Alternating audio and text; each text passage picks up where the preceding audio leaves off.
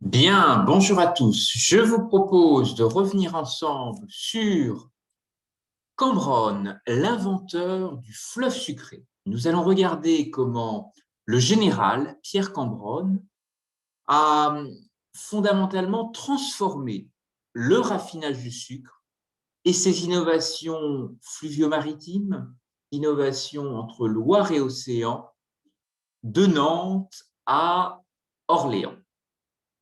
La Loire, pourquoi qualifier la Loire de fleuve sucré?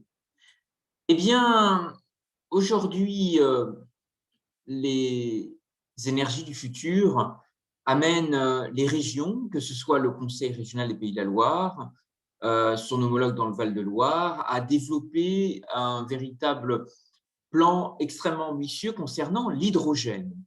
Mais il est important de rappeler que de Nantes à Orléans, se sont développées des révolutions industrielles souvent oubliées, qui ont cristallisé des dynamiques d'innovation formidables.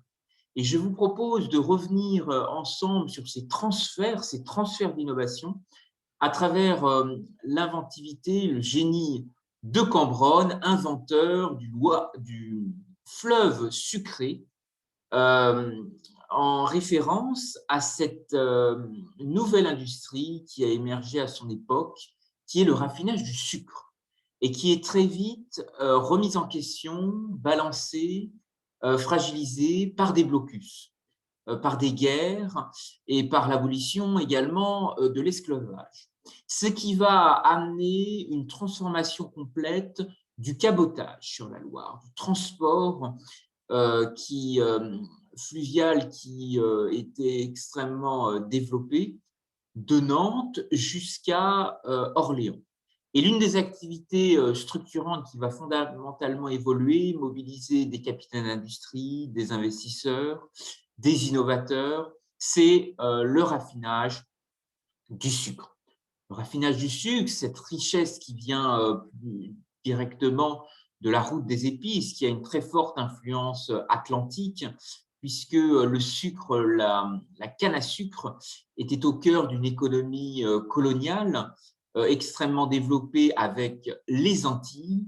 Et nous allons voir comment finalement cette économie coloniale en déclin va basculer vers une économie industrielle ancrée sur le fleuve, sur la Loire, de Nantes à Orléans. Alors, reste-t-il encore aujourd'hui des traces de ce patrimoine industriel?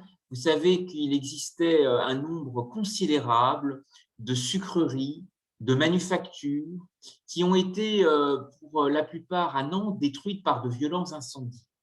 Il y en avait aussi énormément à Orléans, puisque ce sont de grandes familles d'industriels qui ont essaimé et développé ce sillage. Comme je vous l'indiquais, avec la perte des colonies, les blocus ou l'abolition de l'esclavage, très rapidement, un substitut à la canne à sucre qui venait des Antilles va être recherché. Pour contourner les pénuries, plusieurs végétaux seront envisagés. Vous avez ici en photo la sucrerie Biguinset qui a survécu après de violents incendies, des reconstructions, et donc ce bâtiment industriel qu'il est toujours possible de découvrir sur l'île de Nantes, qui fait partie intégrante pour les touristes, les cyclistes de la Loire à vélo, qui est un itinéraire aussi extrêmement intéressant pour rapprocher le contact des innovations fluviales avec la Loire et le rôle du bassin industriel très important dans l'estuaire de la Loire. Et donc, un terreau d'innovation va être fortement encouragé pour l'industrie sucrière de Nantes à Orléans. Et ce sera finalement la betterave à sucre qui sera favorisée notamment lors d'une découverte en Silésie, à l'occasion d'une campagne de Napoléon en Hongrie. Pour ceux qui se rappellent qui était le général Pierre Cambronne, Eh bien, c'était un jeune militaire extrêmement aventurier qui a eu une carrière extrêmement chaotique, né à Nantes et qui va se retirer plus tard dans son domaine, boulevard des Pas Enchantés, sur la commune de Saint-Sébastien-sur-Loire, au sud de Nantes.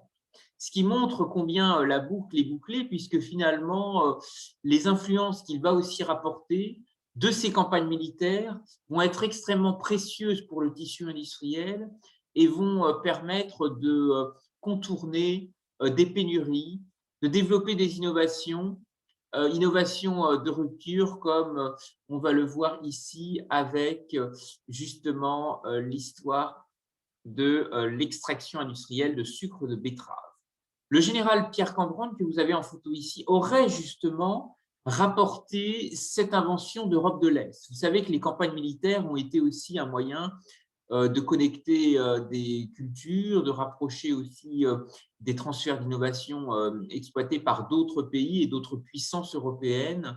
Et ces rivalités entre puissances vont aussi permettre des formes d'espionnage industriel, des transferts d'innovation extrêmement intéressants et une adaptation aussi de connaissances explorées sur le théâtre de différentes opérations militaires.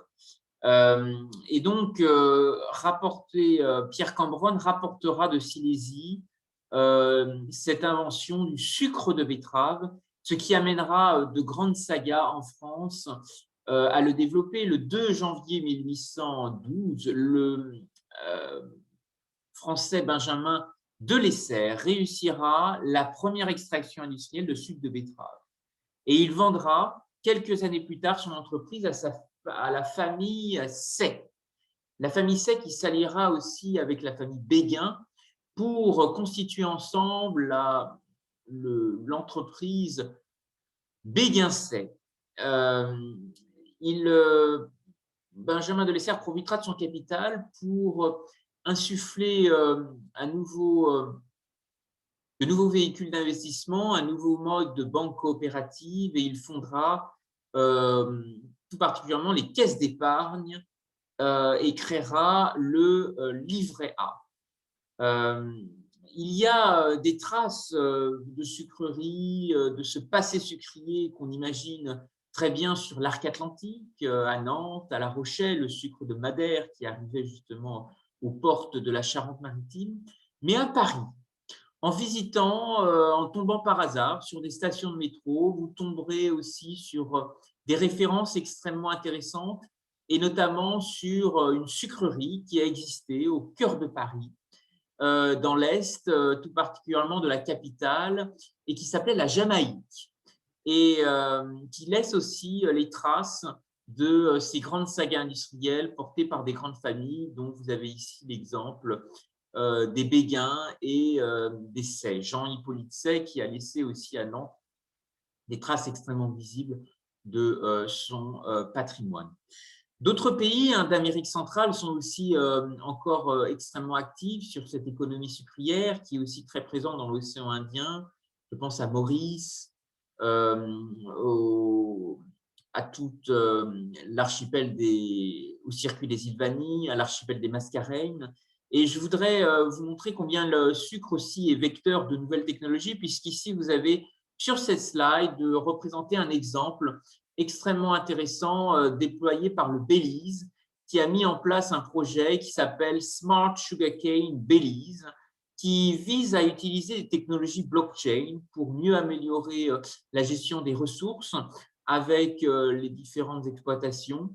Et c'est certainement un projet extrêmement intéressant à suivre qui permet aussi peut-être de développer une confiance partagée dans les différents circuits de production. Puisque le sucre, c'est une chaîne industrielle extrêmement complexe et des pays comme le Belize en sont extrêmement dépendants, avec des marchés à l'exportation extrêmement forts vers l'Amérique du Nord, vers les États-Unis et le Canada également. Alors, plongeons-nous un peu sur peut-être les traces du général Pierre Cambronne, cet inventeur du fleuve sucré. Alors, comment la Silésie a effectivement amené Pierre Cambronne à s'intéresser finalement au sucre. Vous avez ici une carte pour bien comprendre l'espace très stratégique de cette région. Aujourd'hui aux confins de la Pologne, de l'Allemagne, de la République tchèque, et voyez même une frontière quasiment partagée avec la Slovaquie. Et donc qui a été au cœur de luttes de pouvoir, de luttes d'influence extrêmement fortes pendant les guerres napoléoniennes, et qui amènera des régiments de Napoléon à explorer effectivement cette région. Et c'est ces grandes chevauchées, ces traversées à cheval, qui amènera Pierre Cambronne à découvrir cette invention du sucre de canne, qu'il découvrira en Silésie, dans cette région que vous avez ici sur la carte, et qu'il rapportera en France, et qui sera un secours extrêmement précieux à des industries en déclin qui ne pouvaient plus que compter sur l'économie coloniale de la canne à sucre. Et donc, le sucre de betterave sera une véritable innovation. Et vous avez ici des lettres, notamment cette pièce signée par Cambronne avec plusieurs de ses compagnons. Alors, peut-être que demain, justement, cette histoire pourrait nous encourager demain à imaginer un nouveau chemin industriel, celui du 21e et du 22e siècle, vers cette route des énergies propres, des clean tech, des biocarburants. Est-ce que le sucre pourrait justement nous servir à développer une nouvelle génération d'agrocarburants, à nous investir davantage dans de nouvelles technologies qui nous amènent vers la société de l'après-pétrole? Je pense que l'histoire extrêmement intéressante de Pierre Cambronne, de ses innovations fluvio-maritimes autour de la Loire, entre Orléans et Nantes, nous invite peut-être à imaginer aussi de nouvelles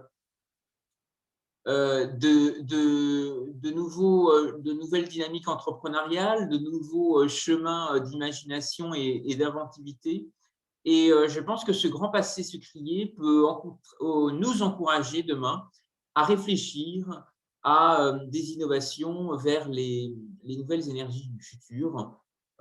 C'est peut-être l'hydrogène à utiliser sur les bords de Loire, c'est peut-être la mobilisation aussi de nouvelles ressources de stockage de l'énergie. C'est un appel qui est très, très largement ouvert à l'ensemble des innovateurs, des férus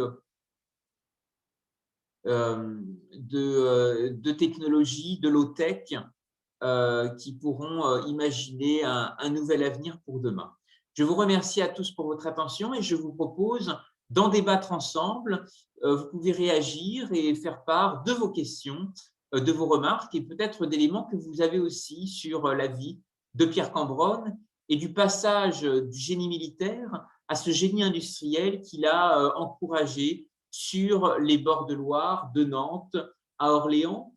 Vous pouvez retrouver sa propriété qui est un site extrêmement intéressant à visiter dans le cadre du voyage à Nantes, du voyage dans le vignoble, en passant par Saint-Sébastien-sur-Loire, une commune qui dispose de nombreuses îles où il est possible de flâner et de redécouvrir aussi le passé et la retraite de Pierre Cambronne, puisque c'est là où il a passé la fin de ses jours dans le département de Loire-Atlantique. Merci à tous et au plaisir de vous retrouver peut-être dans la région des Pays de la Loire pour marcher sur les pas du général Pierre Cambronne qui a une statue remarquable que vous pouvez redécouvrir à proximité de la place Gralin, à 2 pas de l'opéra éponyme, l'opéra de Nantes, dans le centre-ville de la capitale des Pays de la Loire et de la Bretagne. Merci à tous et je suis à votre écoute pour répondre à vos questions.